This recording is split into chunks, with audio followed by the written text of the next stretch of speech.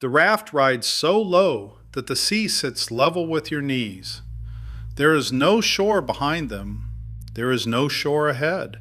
There is only water in every direction a person can turn, and the slow certainty that it does not end. Then Yalu lifts her head.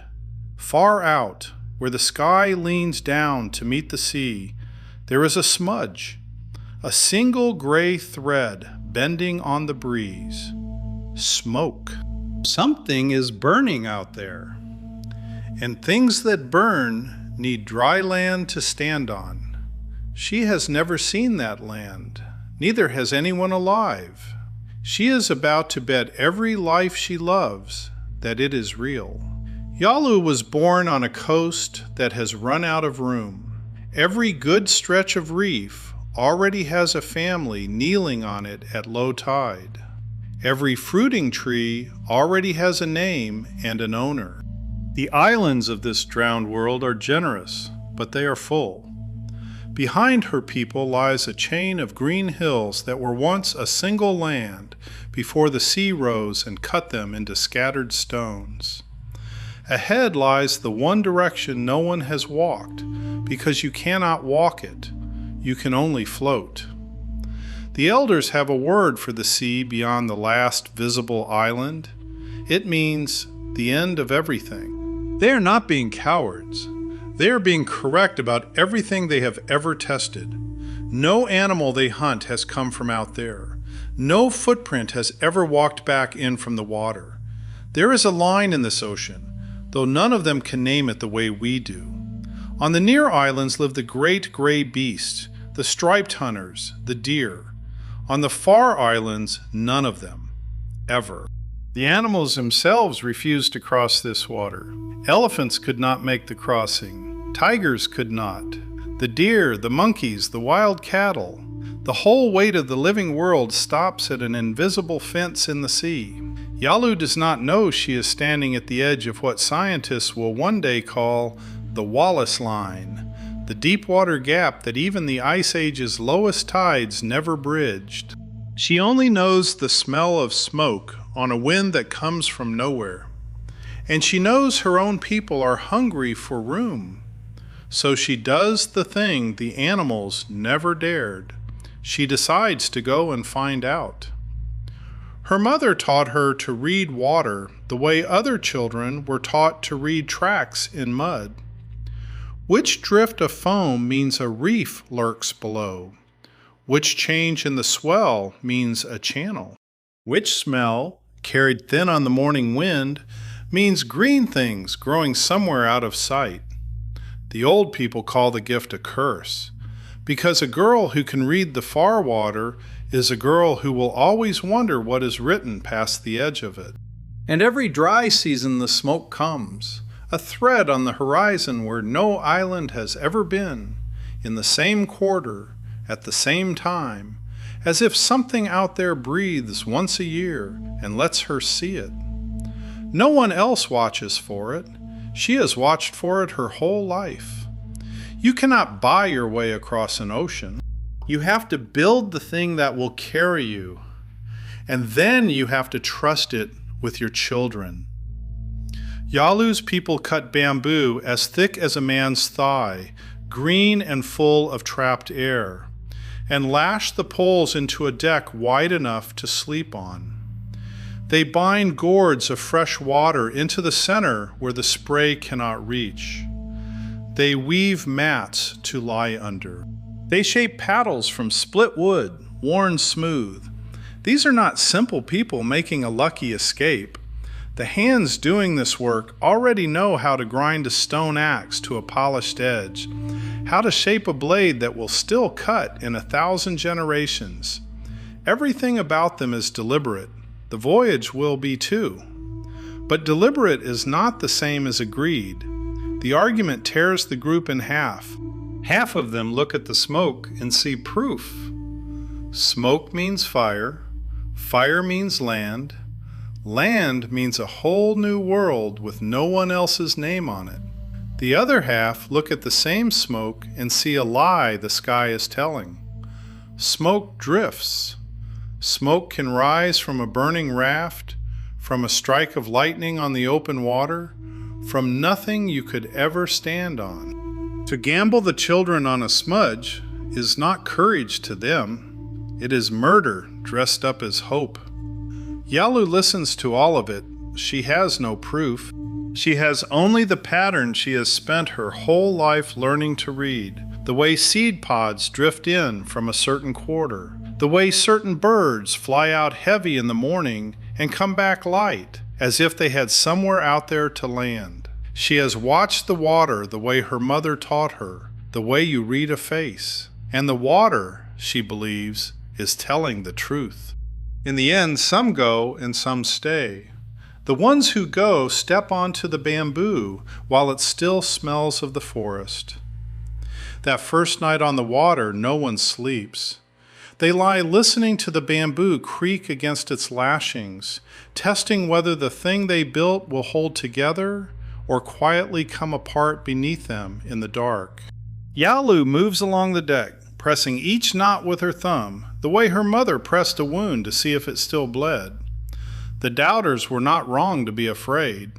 Everything they own now floats on a raft of hollow stalks, and the sea has swallowed better vessels than this. But fear, she has decided, is only another kind of weather. You do not argue with it. You read it and you keep going. The land lets go of them slowly and then all at once. For a while they can still see the hills they came from, blue and soft on the water behind them. They paddle toward the smoke, and the smoke stays exactly where it is, no closer, a promise that refuses to be kept. By the time the last hill sinks, there is nothing to steer by but the sun's arc and the run of the swells. This is the part no land animal has ever survived, because no land animal has ever tried. The final leg is open water that will take days, not hours, long enough that the far shore and the near shore both drop below the curve of the world at the same time, and for a whole day you float in a circle of sea with no edge at all. Night is the worst of it.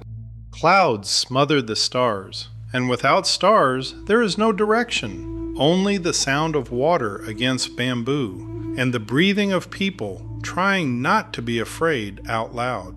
A child on the raft asks the question no adult wants to answer. He asks if they are already dead. He asks if this gray nowhere, this place with no shore and no bottom and no morning, is what dead feels like. Yalu does not lie to him. She tells him to put his hand in the water, cold, to listen, waves. The dead, she tells him, do not get thirsty, and they are all so very thirsty. The gourds are lighter every day. She rations by the mouthful, wetting lips instead of throats, and she watches the horizon for the one thing that would make all of it true, a smell. Not sight, smell. The green, rotting, living reek of land, carried on the wind before the eye can find it. She keeps her face into the breeze, and she waits to smell the world. By the second day, the sun becomes an enemy. It hammers straight down on the open deck with nowhere to hide, and the salt spray dries to a crust that cracks their lips and stings their eyes. The little water they have tastes of gourd and warmth and never of enough. Yalu measures it out in capfuls, watching the level drop, doing the arithmetic she does not say aloud. How many days of thirst still hide inside the gourds, and how many days of ocean might still lie ahead? The numbers do not comfort her. There is less water than there is faith. So she rations the water and spins the faith instead, telling the children the smell is closer, the birds fly lower, the sea is changing color, some of it true, some of it hope, wearing the clothes of truth. On the third day, the sea itself turns against them, and it does it without a sound. A current has them. Yalu feels it first in the paddle, the water pulling sideways, dragging the raft off the line toward the smoke and swinging it out into the open, away from everything, toward a horizon even emptier than the one they chose. There is no fighting a river inside the ocean. It is wider than an island, and it does not tire. Now the argument from the beach comes back to sit on the raft with them, because now there is a real choice, and it is a horror. Behind them, faint, is the direction of home. Days of paddling into the same current that is carrying them, a fight they will almost certainly lose before the water runs out. Ahead, sideways, out into the unknown, is the direction the sea wants to take them, toward a coast no one has ever confirmed exists. Turning back is death. Going on is death. The only question is which death still has a chance of being wrong. Yalu makes the choice that will echo in every human who ever leaves everything to chase a maybe. She stops fighting the current. She turns the nose of the raft to run with it, out, deeper, toward the smell she still cannot smell. It is not surrender, it is a bet that the same water that stole them from their course is also water that goes somewhere, and that somewhere might be the burning land. She trades the direction she knows for the direction that might be true. Behind her, the last of the fresh water sloshes thin in a gourd. A woman begins, very quietly, to sing the children to sleep, so they will not feel how frightened the adults have become. And the ocean, indifferent, carries them out past the edge of every map that will ever be drawn of the human world into the last night. There is a thing that happens to people when the last certainty is taken from them. And Yalu watches it move through the raft like a cold current of its own. Some go quiet, some murmur to the water in words half remembered from childhood. One man simply stops paddling and stares back the way they came, at the horizon that swallowed home. She does not shout at him. She lays her hands over his hands on the paddle and pulls, once, and then again, until the rhythm takes him back. Out here, despair is a leak, and a leak spreads.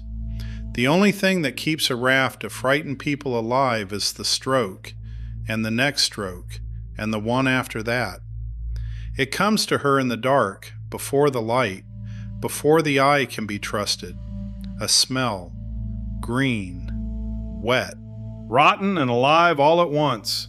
Leaf mold and mud and flowers and the smoke, closer now, real now, thick enough to sting. Land has a breath, and she has just felt it on her face. She does not shout. She is too afraid of being wrong, of it being one more lie the sky is telling. She wakes no one. She only turns the raft a hand's width toward the smell and paddles alone into the gray, while the current carries and the wind gives up its secret, one gust at a time. Then the sound changes. Under the endless slap of open water, there is a new note, a heavier one, the boom of waves hitting something that does not move, something with a bottom, something that stands. The far edge of the world resolves out of the murk, not a smudge, not a thread of smoke, but a wall of green rising straight out of the sea, taller than any island she has ever known, running away to the left and the right further than she can follow. This is not another stepping stone.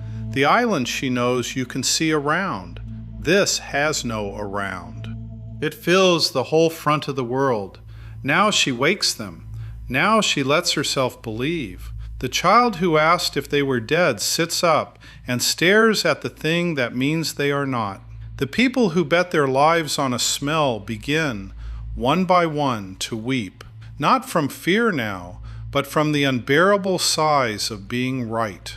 Ahead of them the surf line waits, the last danger, the shallow reef that can still tear the bamboo apart, in sight of everything they crossed an ocean to reach.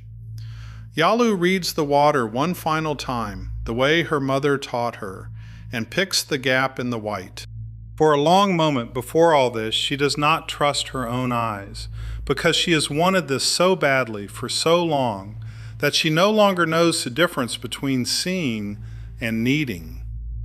She waits for it to dissolve, the way false shores dissolve, the way clouds that sit on the water pretend to be land and then drift apart.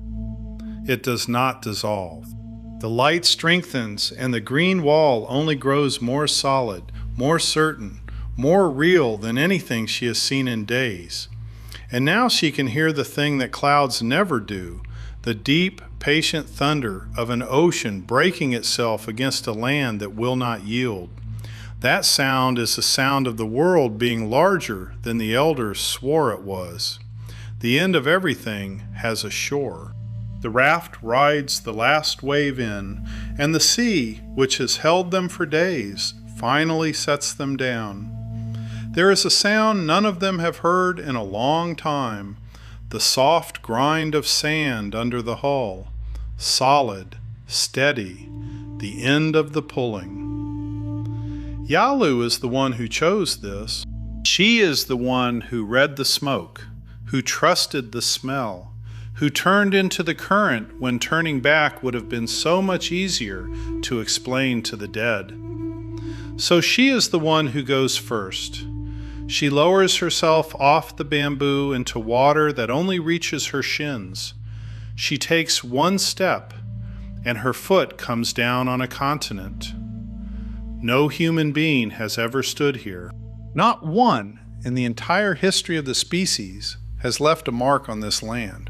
It is the size of a world, stretching away behind that wall of green for distances she cannot imagine, and it is, at this moment, completely and utterly hers, because she is the only person on all of it.